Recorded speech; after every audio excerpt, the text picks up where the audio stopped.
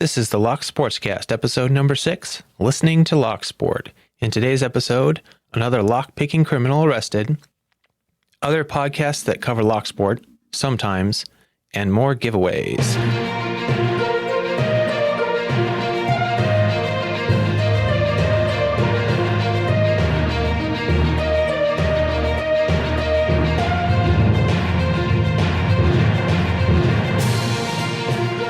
Welcome back to the Sportscast. Corrections and additions. First off, I think I owe an apology to Roonpicker. I forgot to keep promoting his 4th of July giveaway.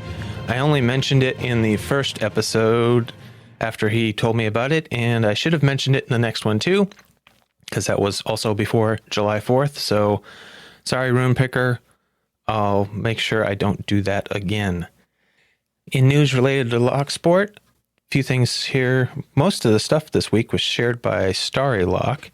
This first one was also picked up by Helpful Lockpicker. A man was arrested after attempting to pick locks of a Porterville business. He was seen acting suspicious, and when police stopped to check on him, they found that he was supposedly attempting to pick the lock on the business, and he had lockpicks and a few other burglary tools on his person, as well as the usual meth pipe. This next story is one that came up on my standing Google search. It is a review of it's titled here, Quickset Halo Review, a smart addition to your home security. In my opinion, this piece reads almost like a paid post.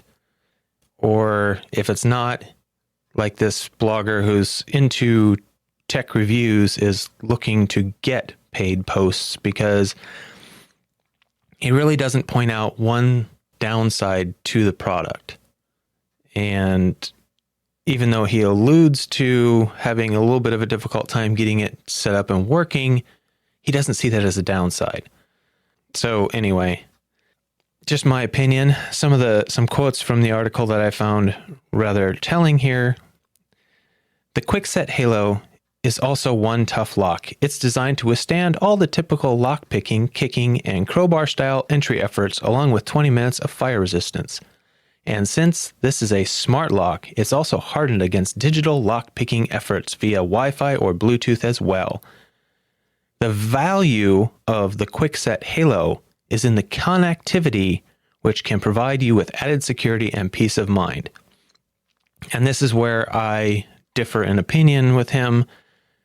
Anytime you add more ways to open a lock, you're adding more attack vectors, more attack surfaces, however you want to say it. But you have the smart key lock that is installed in there, and it's the ways you can get around it. You also have, now you've added Bluetooth and Wi-Fi, both of which, if they're not implemented correctly, could lead to an attack, and an app that's running on a smartphone that can be hacked or stolen. And if somebody steals your smartphone, or you lose it and they get a hold of it and they're able to enter it because you don't have a good security key on there, they're going to have your address, they're going to have all your personal information, and they're going to have the key to your house.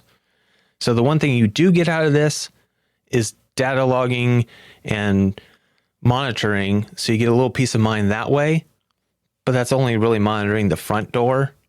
So it doesn't mean your house wasn't broken. It just means they didn't get through that particular lock, which, as we all know, is unlikely to happen, even though I have highlighted some cases lately of how some criminals are attempting to pick locks, or apparently attempting to pick locks. It doesn't mean that they actually are successful at picking locks, and those are very, very few and far between. And I get like one a week, if that, and there are a lot more break-ins than that happening out there. So the percentage is really small. Can't say it doesn't happen, but it's unlikely, and I just don't agree with this guy's particular philosophy that adding Wi-Fi and Bluetooth makes you more secure. In my opinion, it's the opposite. It's the lesson we've learned through computers and electronics, is the more things you add, the more ways somebody can break in, the more mistakes that the programmers and the designers can make. Okay, off of my soapbox on that. This other story was another one that came up during my search, and it's an article called How to Become a Professional Locksmith. And it's pretty generic and pretty short, non-specific, but I thought it might be of interest to some of you out there. I know some people have expressed some interest in becoming locksmiths after getting into Locksport, so I thought I would share that. The links to all of the articles, everything that's referenced in this episode will be in the show notes, also available on the website, locksportscast.com.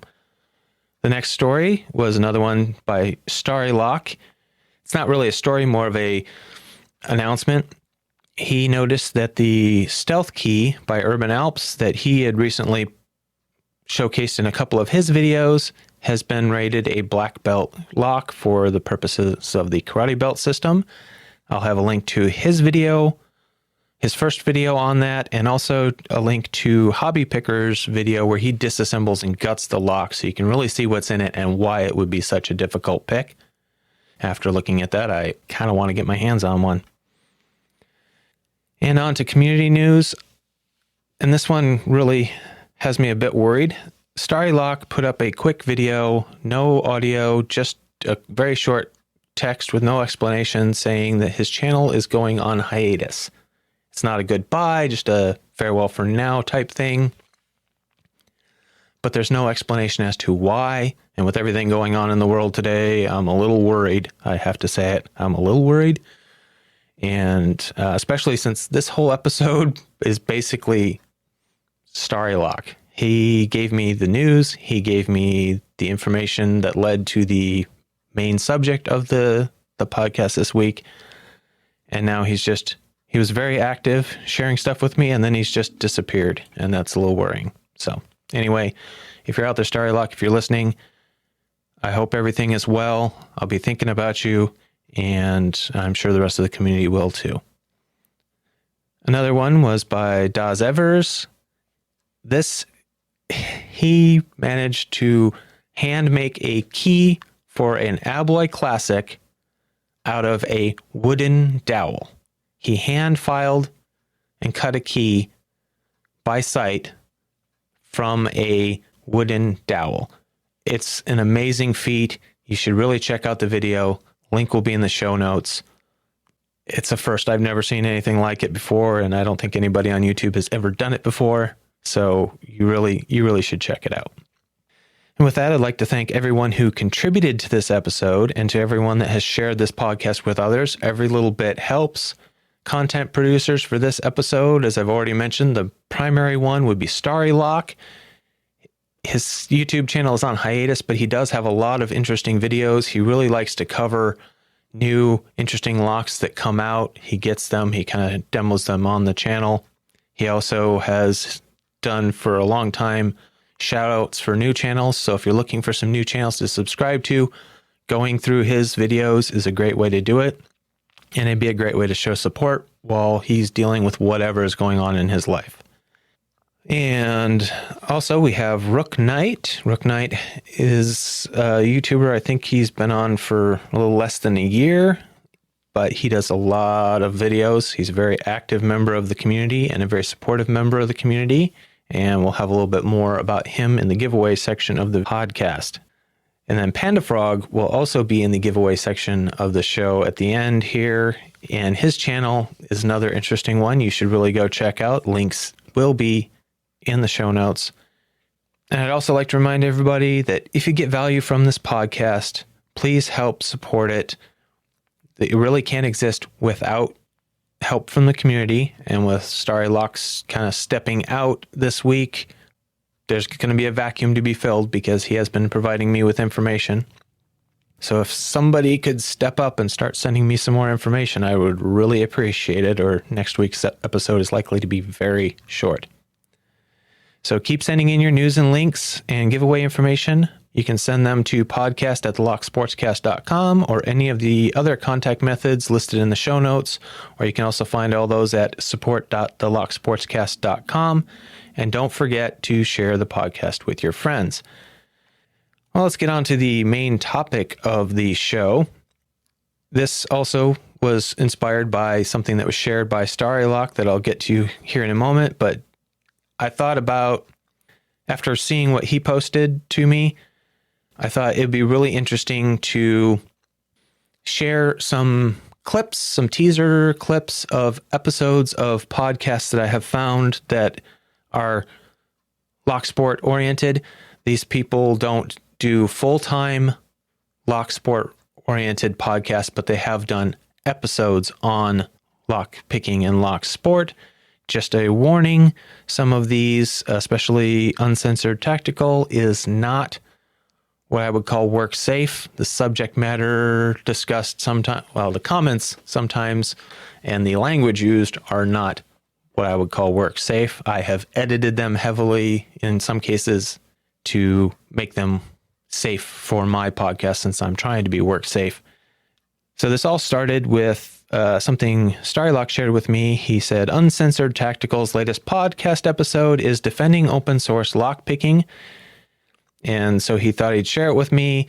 The latest episode is entitled Defending Open Source Lockpicking, and it's kind of similar to what he did in his episode number 15, which I also play a clip of later, but I'll start with the one that Starry Lock shared with me. This is the introduction, the first section of the podcast, just like a couple minutes here. I thought you might find it interesting. I can start yelling pretty easily. Yeah, Terry, why don't you yell about this next point? It is literally child's play for picking locks. Go ahead, take it off. Well, it literally is. I mean, what else can you say? You guys make me feel like a dumbass. Well, I mean, That's all right. you know, it's being really, really good at it isn't child's play, but That's I correct. mean, Yes. I can teach I can teach a kid to open a normal master padlock in just a couple of minutes. Welcome to Uncensored Tactical, where our goal is to talk about training, tactics, and more without being limited by red tape or a sterile, bureaucratic environment, so that we can bring you value and insights in a way that other organizations just plain can't.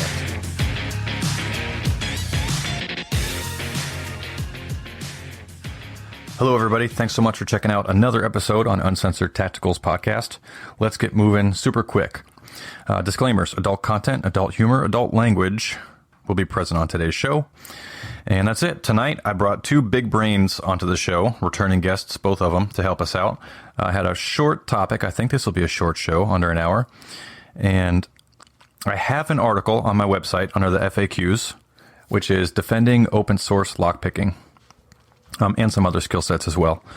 But mostly about the lockpicking and the restraint escapes, because occasionally people say, oh no, you teach people the illusion of security. You teach them that there are flaws in security systems. How dare you? So that is the phrase or the quote that we are going to address tonight. All right, so that was the latest episode, number 143. Now, as I said, he discusses it. 143 is almost like a redo of episode 15. Episode 15 was a little earlier. His audio wasn't a little as good. I've cleaned it up here for this teaser. But he does discuss in that episode a few things he doesn't actually hit on in episode 143. And I thought it would be really interesting I thought it was interesting to listen to both. And I'll just play a quick clip for you of episode 15 here. This is not a tool to be used to make pranks. And here, let me give you, the audience, some more value, which is, why don't we prank people with our lockpick skills? Number one, it's violating people's privacy. Number two, let's say you're the guy at work, whether you work at UPS or a church or a school or you're a cop, right? Doesn't matter. If you're the guy with the lockpicking skills and you're known for making pranks, right? Breaking into people's private spaces and doing funny shit or stealing something or putting something in there that doesn't belong or messing it up. If you're the guy that's known for doing that to people, who do you think they're going to look for when, even if on accident, let's say someone goes to their locker, right, and they put their wallet in there, or they thought they put their wallet in there, and then it's missing. Yep.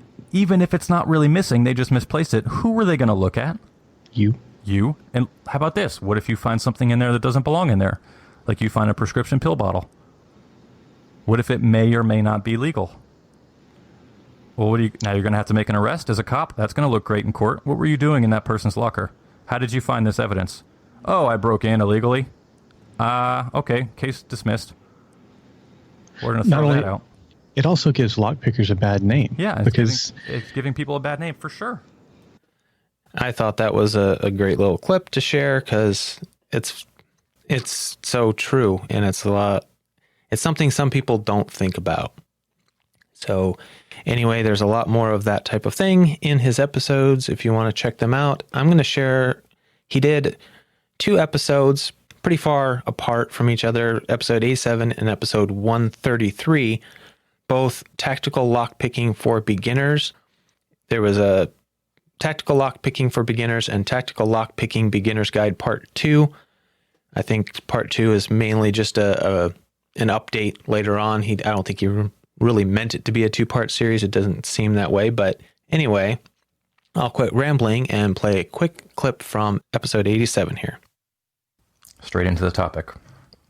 Let's start with the term lockpicking and how I use it incorrectly and how a lot of other people use it incorrectly too, and why that's okay.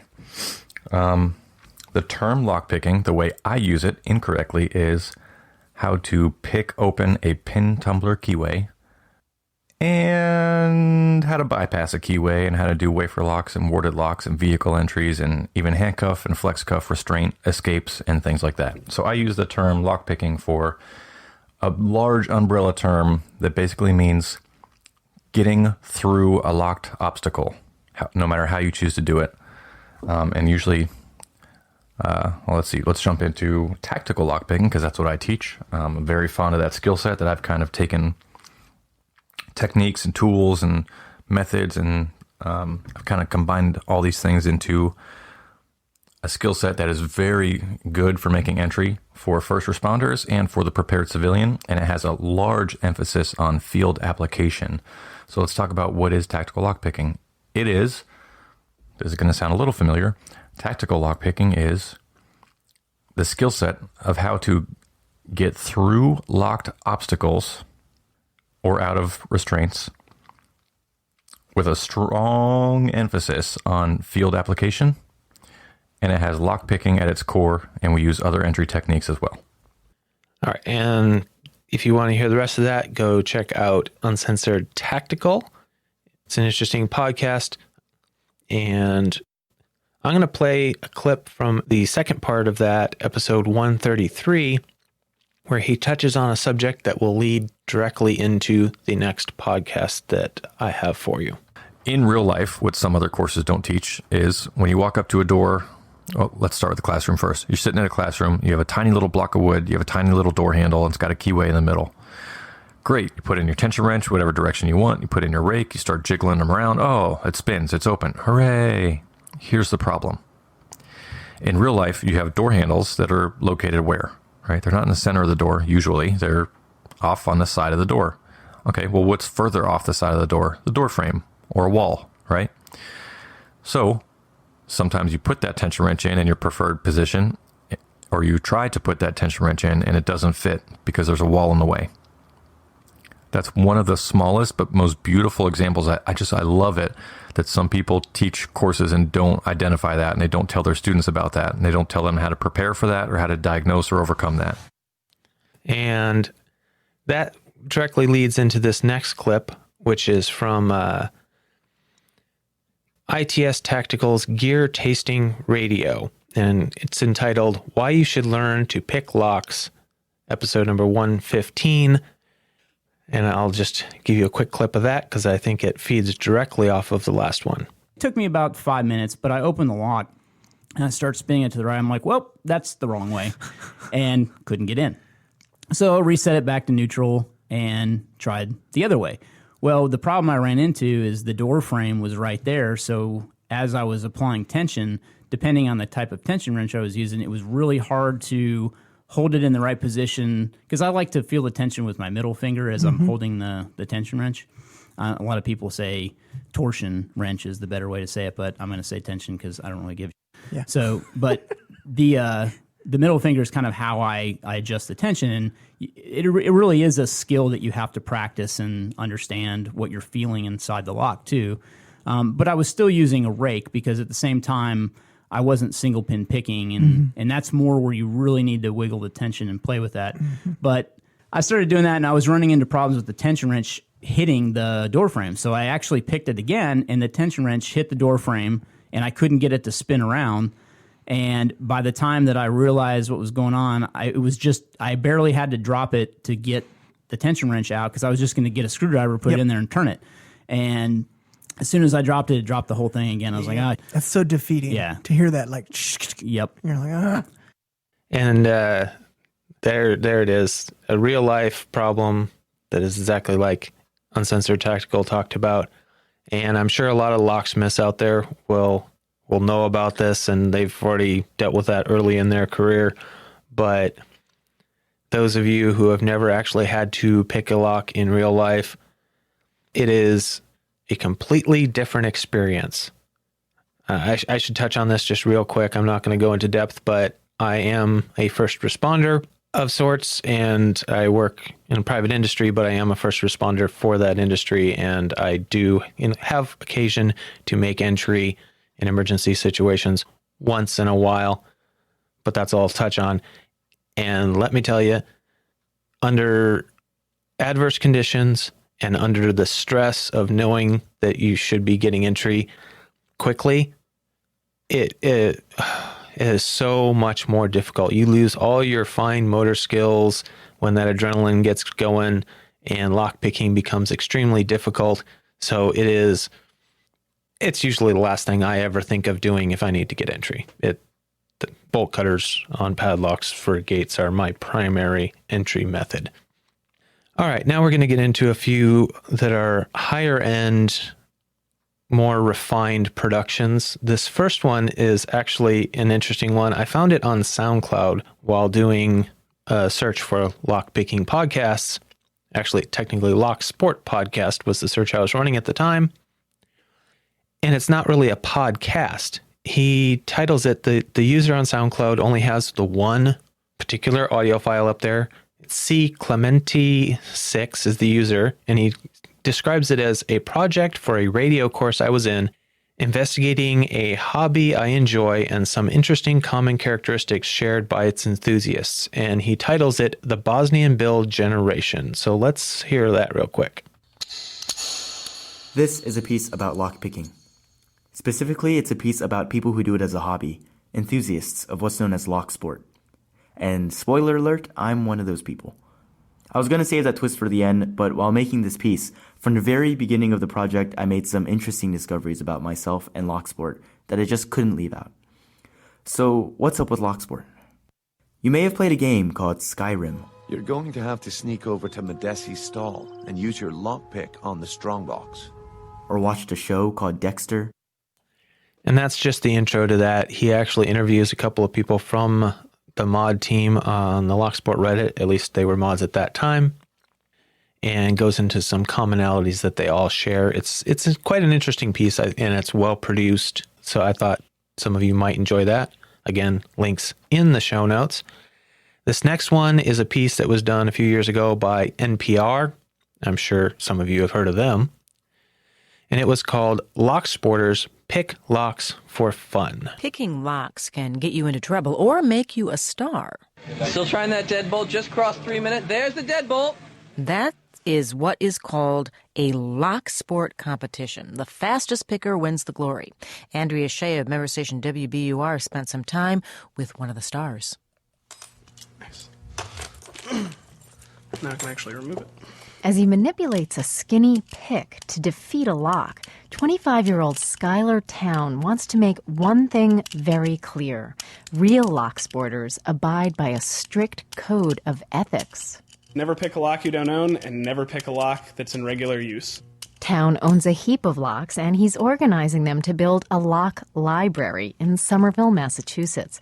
He hopes people will use it to study and conquer the device's tiny inner workings. Like computer hackers, Town has an affinity for cracking security systems. I pick low to mid security locks very, very, very, very quickly, as quickly as I possibly can. I have my tools custom made so that I can pick locks faster. Faster so Town can beat his rivals in lockpicking contests. He competes at hacker conventions such as DEF CON in Las Vegas, where he even presented a lecture titled Locksport, an Emerging Subculture. In an ironic but not uncommon twist, I locked myself out of the hotel room this morning. And if you want to hear the rest of that, you can go check out that podcast episode. And again, link in the show notes. This next one is by Scamapalooza. Episode number 43. It's called Oz LockCon and Lockpicking with Topaz. On with the show. Have you ever picked a lock, slipped in the tension wrench, gave it a little bit of pressure, and then taken your pick and pushed up each individual pin until finally the lock clicks and opens? I haven't done it in years, but last week I had the opportunity to pick my first lock in a very long time thanks to my guest on Scamapalooza today. Topaz is a computer security expert by day and a lock picker by night. He's also one of the organisers of Oz LockCon, Australia's first convention dedicated to lock picking and lock sport. And I recommend you go check that one out. Then we have another highly refined one here. I've never heard of this one before. It's Documentary on One podcast, but they did an episode called The Dublin Lockpicking Community. And I thought it was a pretty interesting view on the Locksport community. If you want to listen to the whole thing, it will be in the show notes, but here's your quick little teaser. Are you putting in... Oh, it's not enough that I get stuck in the handcuffs. You want to add pressure to it. Okay. If you were on Dublin's Halfpenny Bridge lately, declaring your undying love, you're probably going to want to turn off now. So most handcuffs, they use a ratcheting system. So you put a very thin piece of metal over the ratchet mechanism. This is Sean, and we're at the Dublin Lockpicking Club. It's a group for people who like picking open difficult locks, like padlocks or handcuffs. Sean is doing a demonstration. He's locked a pair of handcuffs onto himself, and it's taking a while to get them off. 2 hours later. Yeah. Don't joke, it was that long in Facebook. Oh, sorry. Oh, yeah. Hilarious. Yeah, I was in Facebook's HQ teaching them how to pick locks, and one of the guys in Facebook had a pair of handcuffs, exactly looking like this. And they thought it would be a fantastic idea to encourage me to lock myself through a chair. And yeah, so I spent an hour and a half attached to a chair. Great, you got it off. Yeah. Well, I've had enough. I've had an hour and a half of practice at least at Facebook, so yeah. So there you go. The lockpickers gather around a table full of locks, and everyone chooses one and starts working away on opening it. This is kind of a tough lock. So many questions. Is it illegal? Are they criminals? And no, they're not criminals. I'll answer that right now. But anyway, you should check that out. It's an entertaining little listen. And then we've got this next one, and the last one is by 99% Invisible, and it's called Perfect Security. This is 99% Invisible. I'm Roman Mars. A man walks down a dark alley. He's dressed all in black. Black beanie hat, black gloves. He approaches a door, drops to one knee, and produces from his pocket a small metal tool. He inserts the tool into the keyhole. He deftly slides the tool around inside the keyhole until he's in. Security has been breached. But only in the movies, because prospective lockpickers take note, you generally can't do that with just a pick, or a hairpin, or a paper clip. There are two tools you need to pick a lock, and one of them is usually left out. When you see people picking locks in movies, this is the part they always forget. The tension wrench. This is a tension wrench. It's a L-shaped piece of metal with a little twist in it. An L-shaped piece of metal that, with one hand you insert at the bottom of the keyhole, while the other hand uses the pick to work the pins in the lock.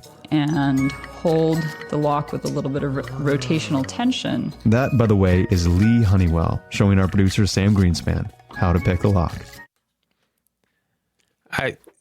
I'm quite in awe with the production value on some of those. You know, NPR and some of those, they have huge production teams to do all the editing and create these artistic things. But like the SoundCloud user C. Clemente there with his Bosnian Bill generation, and this 99%, 99% Invisible, their Perfect Security episode there, that dramatic intro.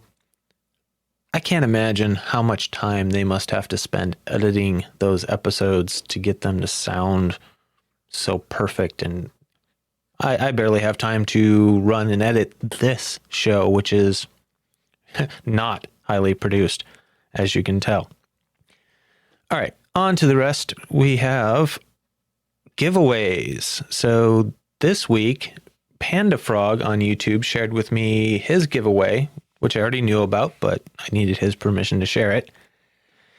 And I won't go through all the rules. You can check out his channel, link in the show notes. I have a link to the video that will give you the rules. It's called Mini Panda Frog, and the basic premise is he has a young one on the way, and you need to be able to guess the birthday, the birth weight, the birth size, and then there'll be one random draw from people who enter also. So 4 total chances to win. It starts now, actually started a few days ago, and it will end the day Mini Panda Frog is born. And so the estimated birthday by the doctors is 5 August of 2020. So that will give you an idea how long you have to enter, but I wouldn't wait till the last minute because babies have been known to come out early. And the next one is Rook Knight. He said, don't know if this is newsworthy, but I'm doing a challenge giveaway for my 200 sub on his channel. This is absolutely newsworthy, Rook Knight. This is exactly the kind of thing I'm looking to share.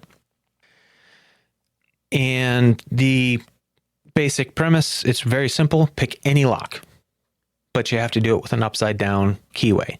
So for those of you across the pond that are used to picking Euro cylinders in their traditional orientation, this should be really easy for you.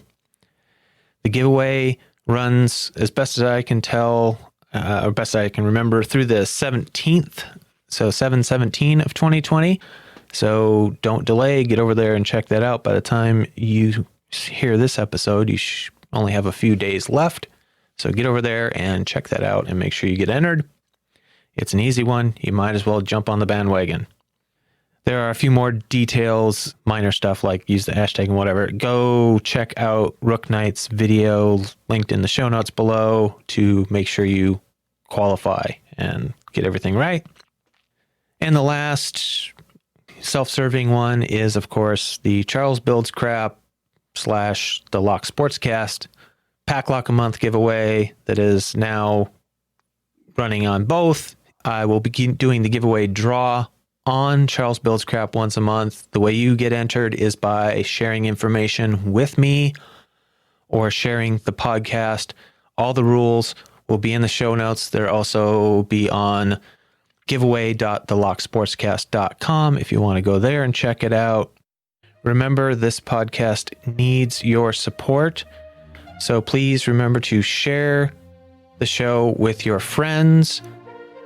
If you would, leaving a review on Apple Podcasts or whatever your favorite podcast app is really does help a lot. You can I need more information, so please send me any information you have that is Locksport related. Even if you don't think it's important, it might just be the bit of information that I need. If not, no harm done. You can find all my contact information in the show notes or on the webpage, thelocksportscast.com. If you support the show in some way, like providing me information that I can use in the podcast, I will give you a shout out. So make sure you link whatever you want shouted out in the email or whatever contact you send me. Thanks, and remember, keep it legal.